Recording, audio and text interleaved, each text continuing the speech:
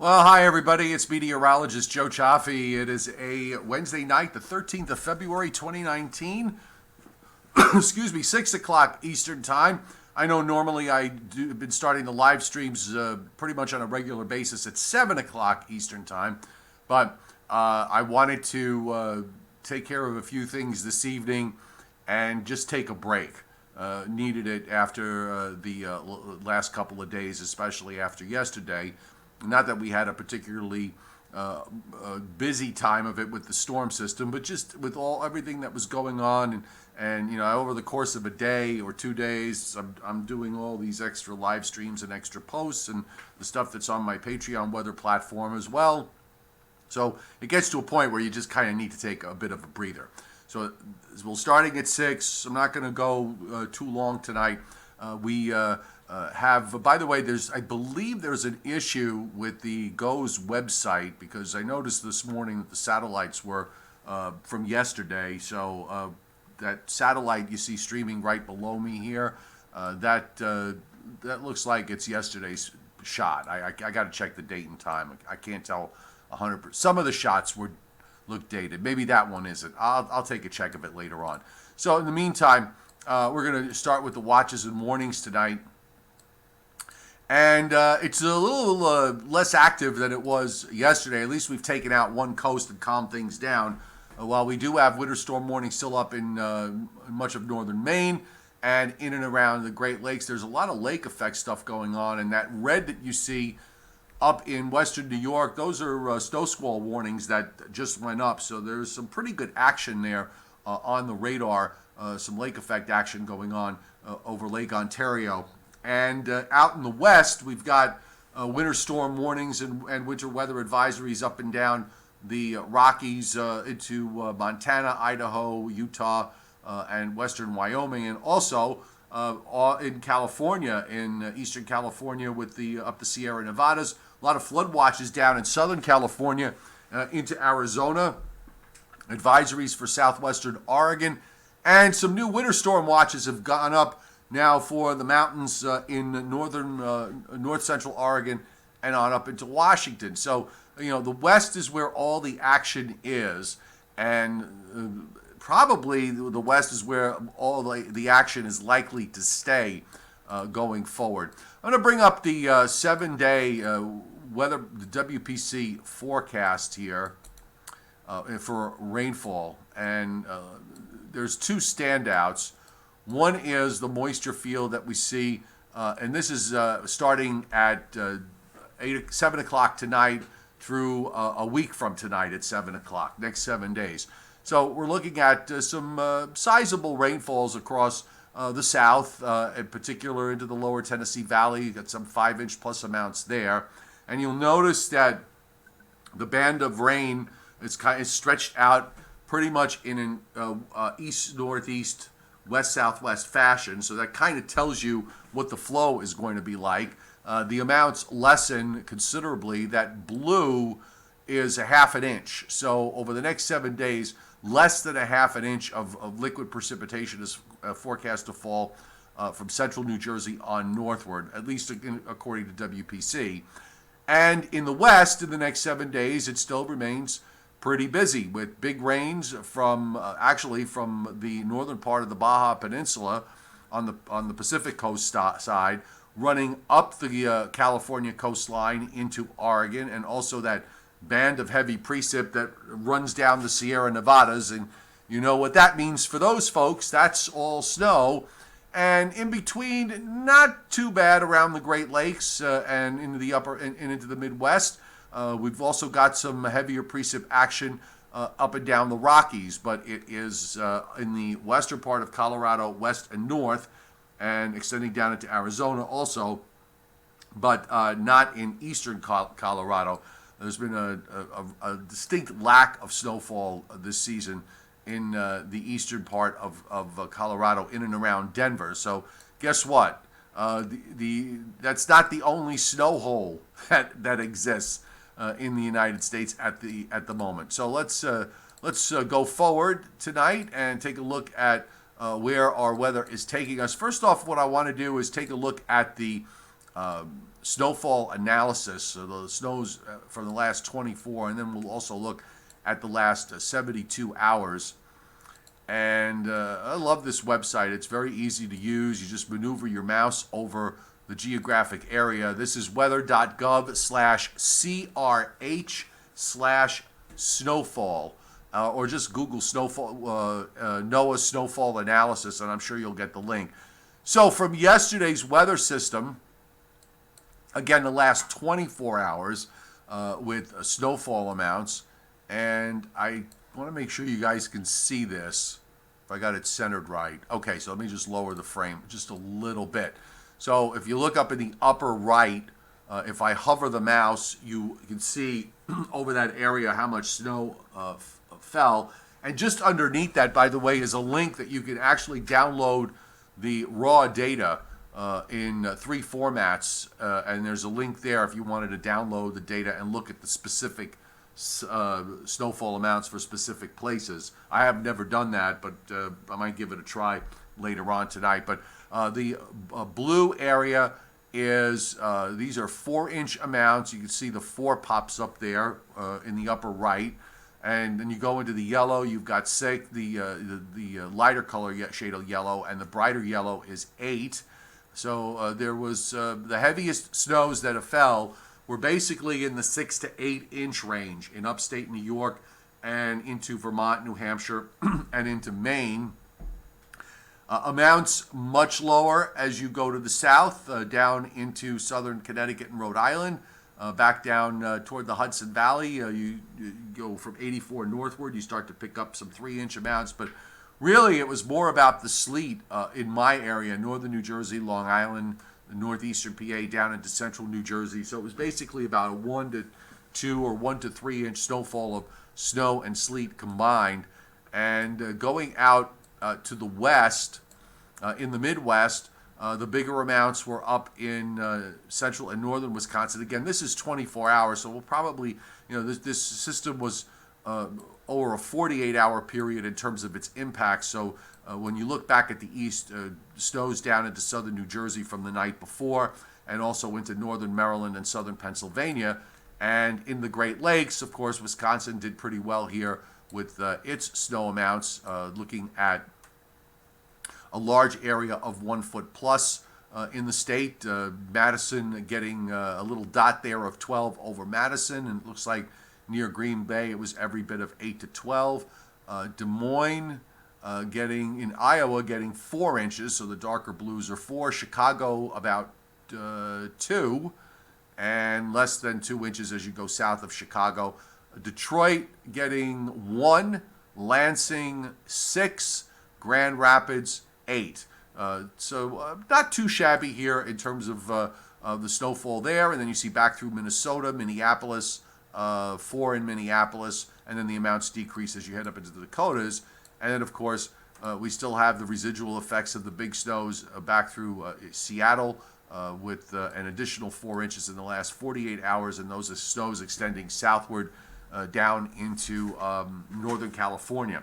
And they're going to get some more with all those winter storm warnings that are up in that area. On the surface map tonight, we've got the upper air storm and the surface storm. Of course, the surface low, the primary, still viable but weakening in southeastern Canada. The secondary is developing off the coast of Maine there, and as a result, you're seeing still some snow and those winter storm warnings up in the northern half of the state. Tight pressure gradient to the south. The upper feature here, the instability, of course, triggering off a lot of snow shower activity in upstate New York and also into Pennsylvania, coming off Lake Erie and Lake Ontario.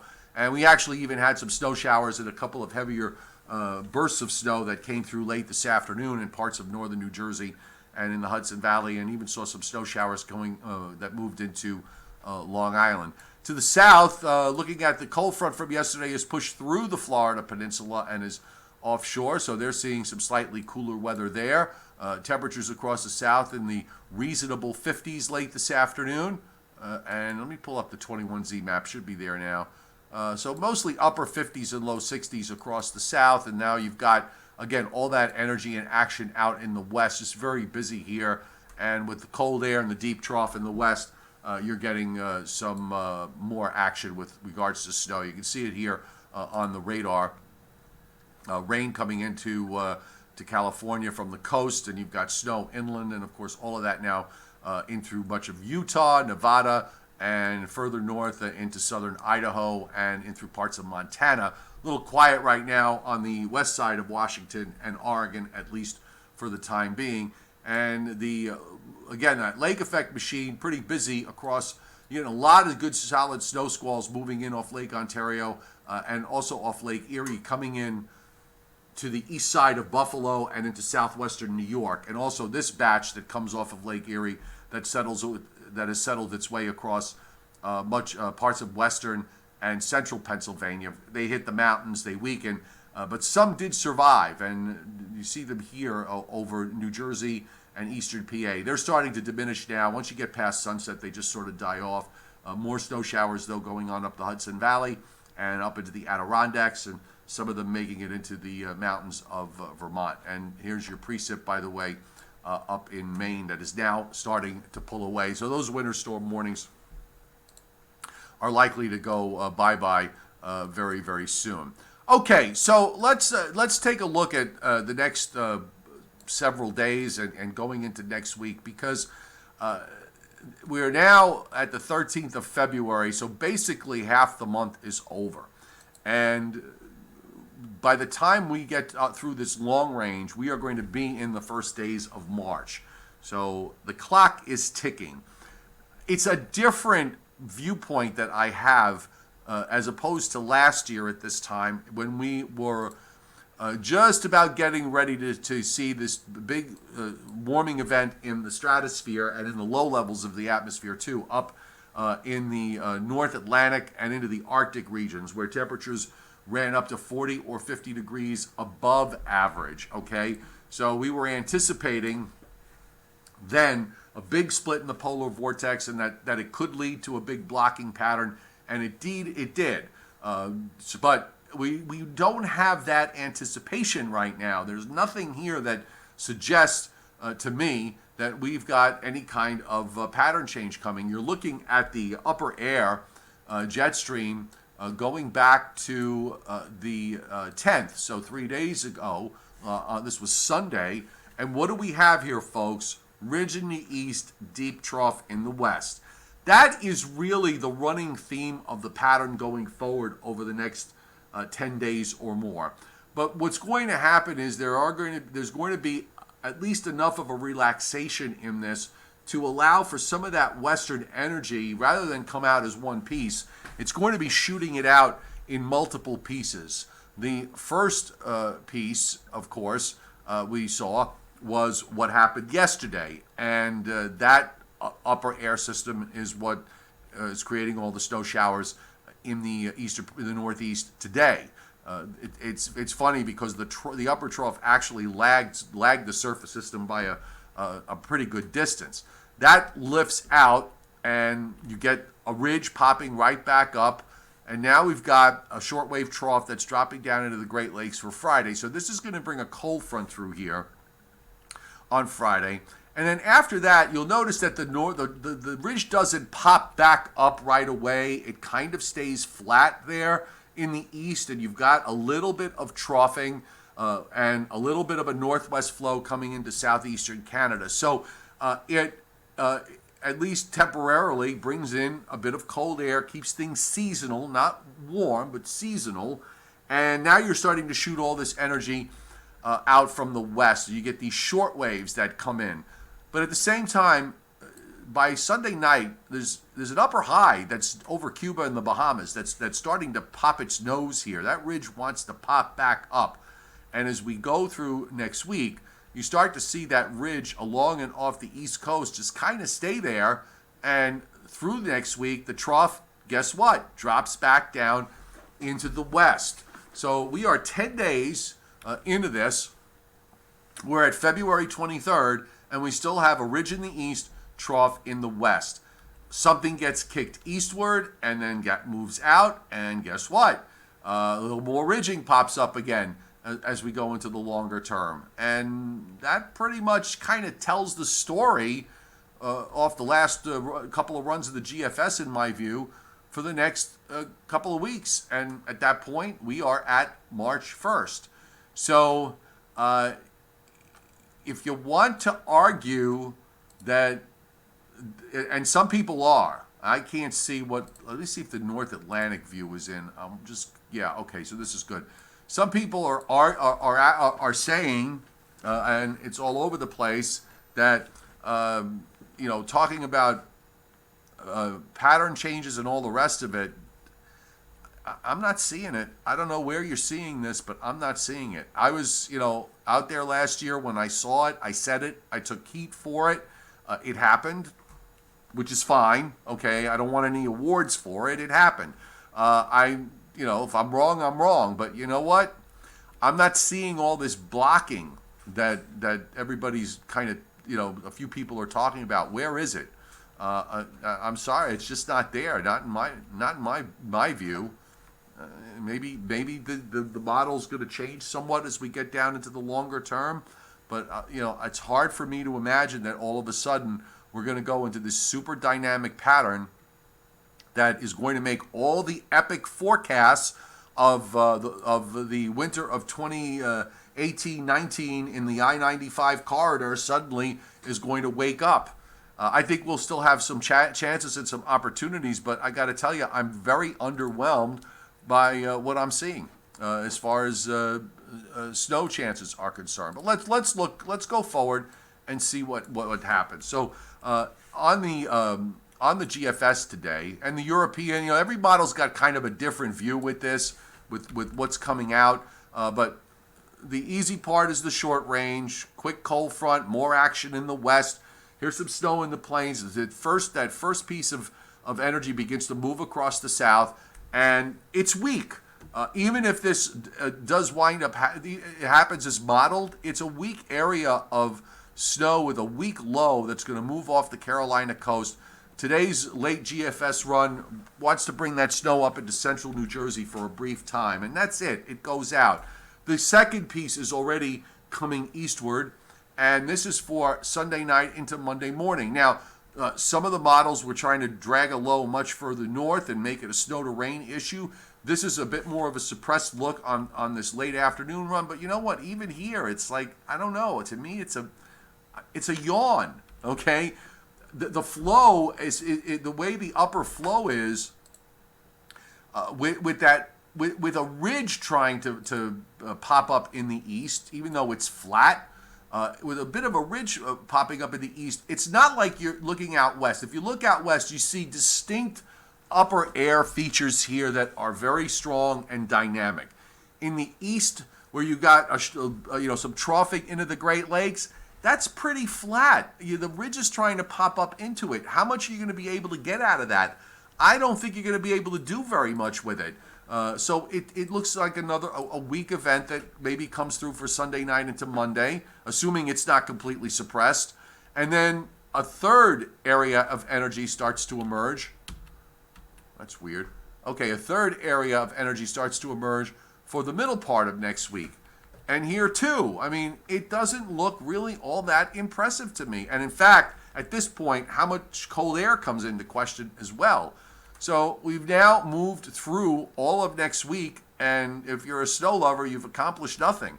But you can get on a plane and go west, because if you look up in the northwest and in through California and Oregon and through Idaho and Montana, they're getting clobbered, okay? And that's where all the action is, because the mean trough is going to be in the west.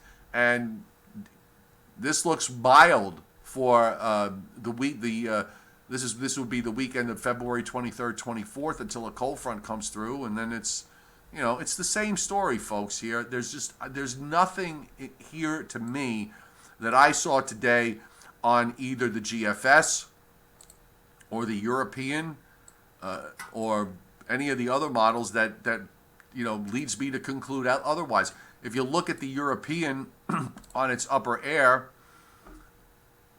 this is at day 10. What do we have here? You got a trough in the west. You've got energy actually that's coming in across the southwest, but another upper low is getting ready to drop down into the western part of the United States off the Gulf of Alaska, and you've got a ridge popping up in the east again. So no clue here, folks. I don't see it. I don't see it right now. And just to be clear, on the internet, if you want to get clicks on your stuff, and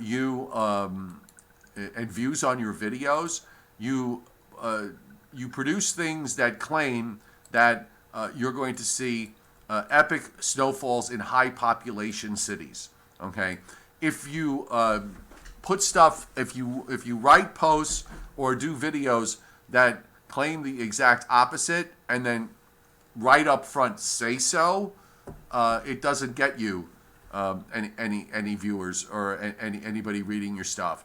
So just so it's clear, someone asked me if I had an agenda by not forecasting for snow, and I had to explain to them that it kind of works the other way around. You got to forecast epic blizzards and everything else in order to in the I-95 corridor anyway. You have to come out and say that it is going to be absolutely epic, and every record standing is going to fall, and that gets you attention. But right now I'm not seeing it, and the systems that are up there on the table for Saturday, and then maybe for Sunday night, Monday, and that maybe for Wednesday, right now all look very benign to me. So unless we see some radical changes in the upper flow, I would suspect that going forward that they will remain looking very benign. There is one other thing that I wanted to show you, and let me bring it up first, because I do and have, and whenever you ask me, as long as it's available, I do try to show you Teleconnections. Well, there's another version of Teleconnections that you can take a look at that's on the NOAA sites. And I want to bring this up for a reason, because this is where, as I've said many times, as far as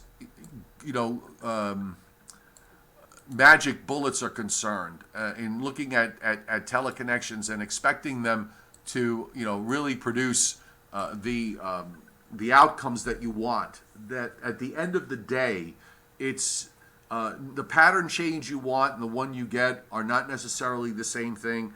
And you can have all the teleconnections in the world in your favor, and it still doesn't mean that the troughs and the ridges are going to set up in the right spot.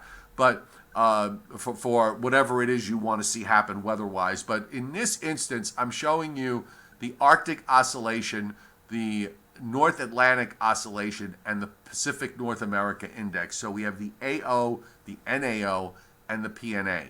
So this goes back to November. And if you look at the indices as a whole, at least up until the beginning of February, they aren't especially that quote-unquote bad for snow lovers. You've had rounds where the NAO was positive. You had some periods where the NAO was negative, some stretches where it was kind of hugging the neutral line. It spent much of January either neutral or somewhat negative.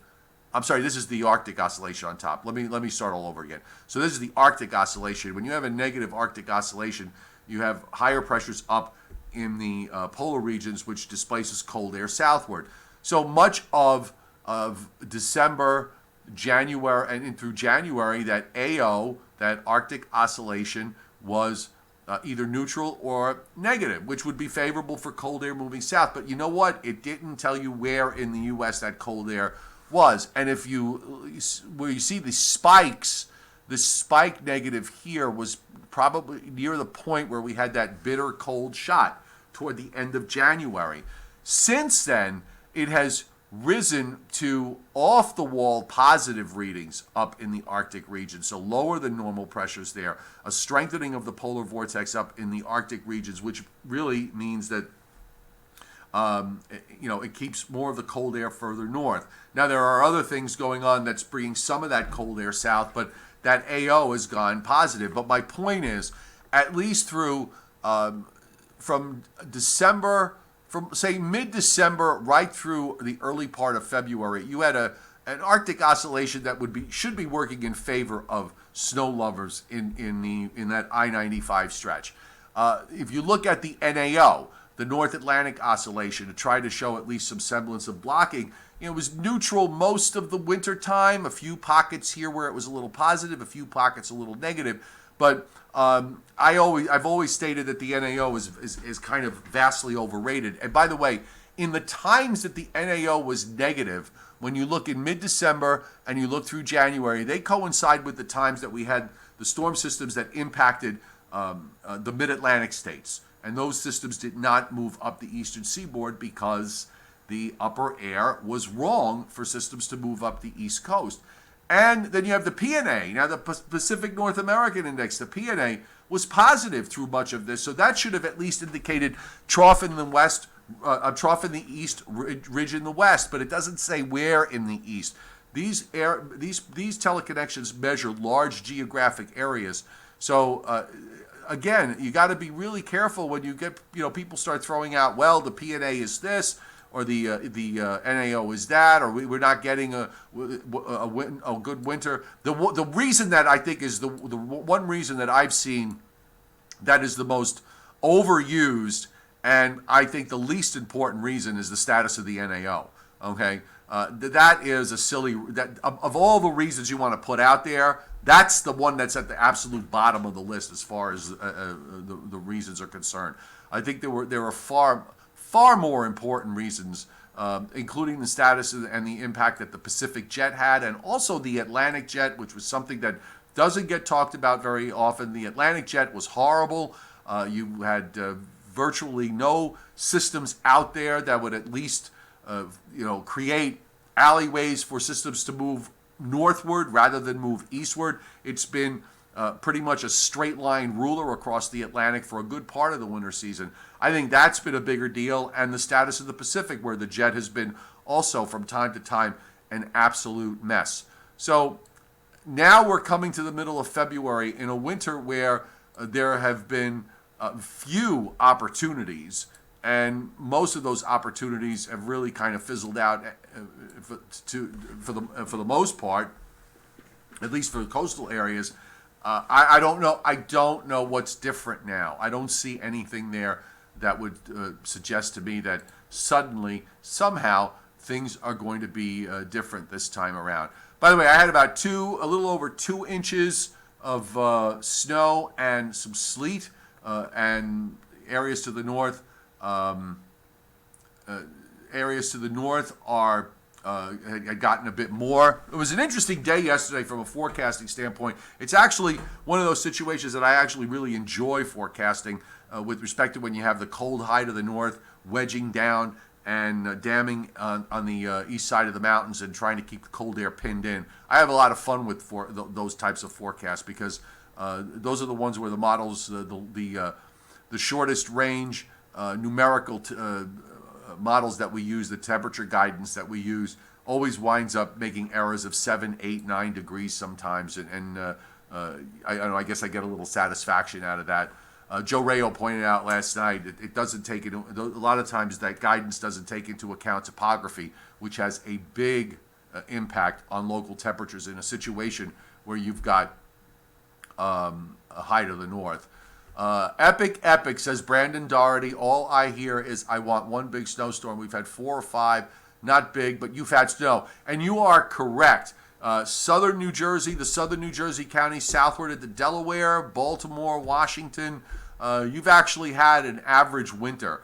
It's that stretch from, I was looking at numbers today. Philadelphia has had more snow this season. They're running a bit below normal, but not a whole lot below average. They've had about 14 and a half inches for the season in Philadelphia.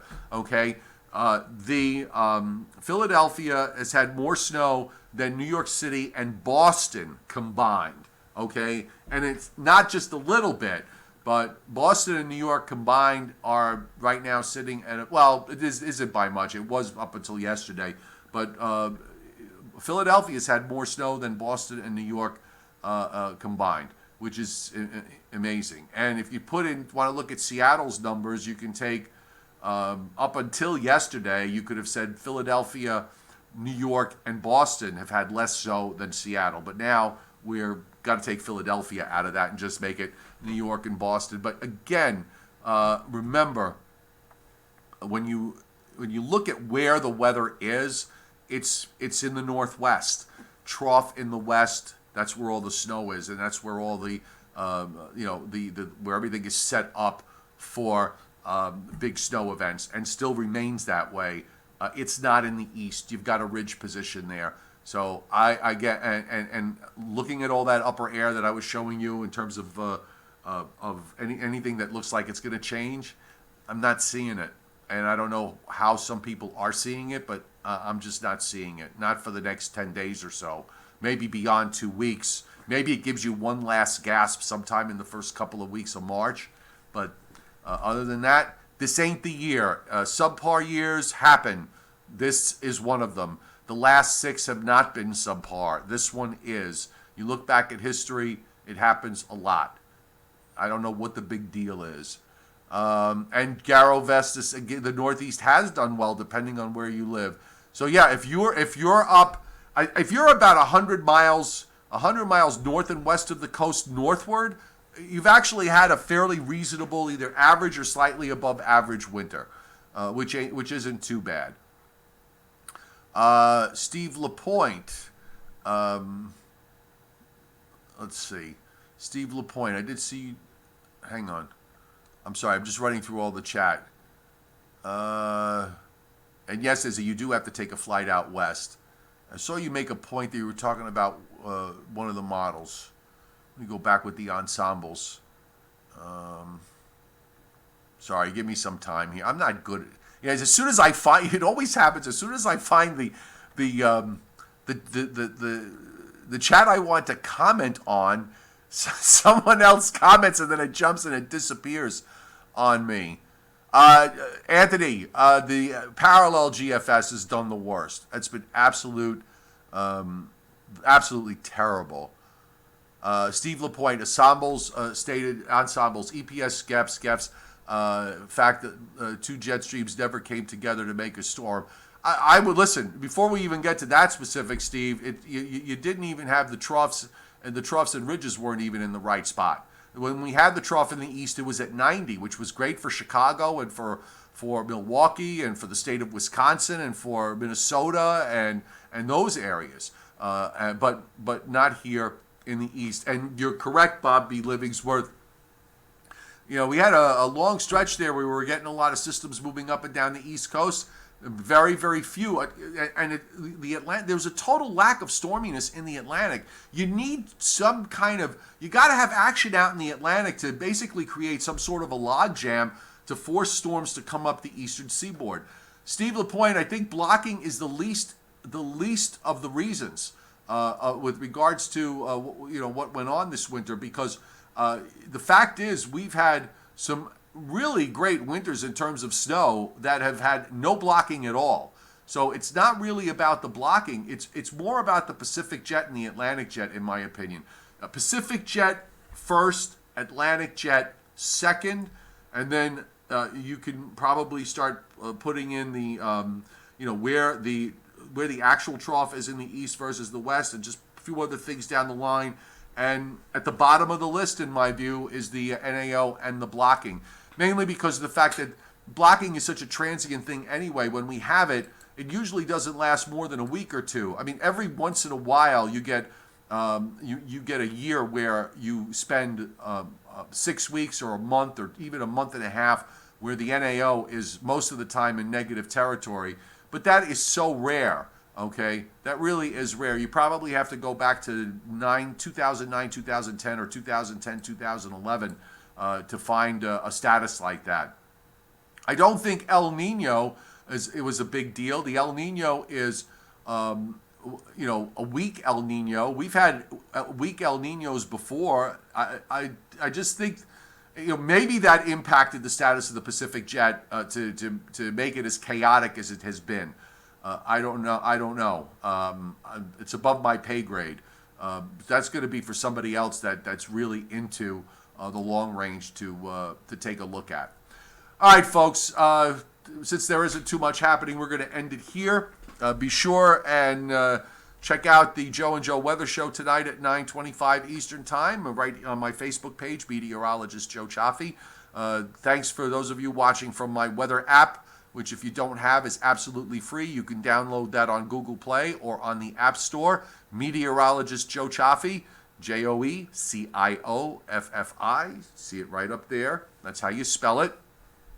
For those of you who are really big weather enthusiasts, let me make it as large as possible. You can subscribe to my platform on Patreon, and that is just $2 a month.